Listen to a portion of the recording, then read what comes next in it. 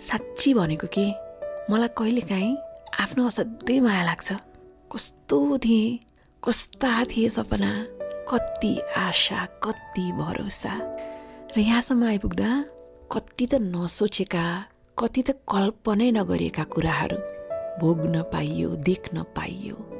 कति पटक त विचलित भएँ, कति पटक त रोएँ, कहिले आदेशले आँसु झर्यो, कहिले कसैको ढाडस पाएर खुसीले आँसु निस्कियो, विश्वास तोडियो, भरोसा भाँचियो।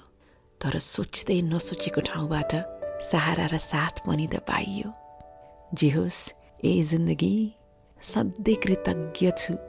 कमजोर पाइलामा कहालिँदै कुना पसेको रात पनि याद छ। हार मान्ने छैन भनेर आफैले मन बाँधेर कदम अघि चालेको नि याद छ। र अहिले साँच्ची आफैले आफैलाई धाप मान्न मन लाग्छ, स्याबास भन्न मन लाग्छ। तर सकिएका छैनन् समस्याहरू, आइरहनेछन् चुनौतीहरू।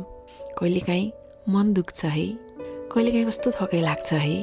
तर विचलित नहौ है, यस्तो बनेर देखाउनै बाँकी छ जुन कसैले कल्पनै गरिएको थिएन भनेर आफैले आफैलाई सलाम गर्न मन लाग्छ। र त्यतिखेर साँच्ची भनेको मलाई आफ्नो असाध्यै माया लाग्छ।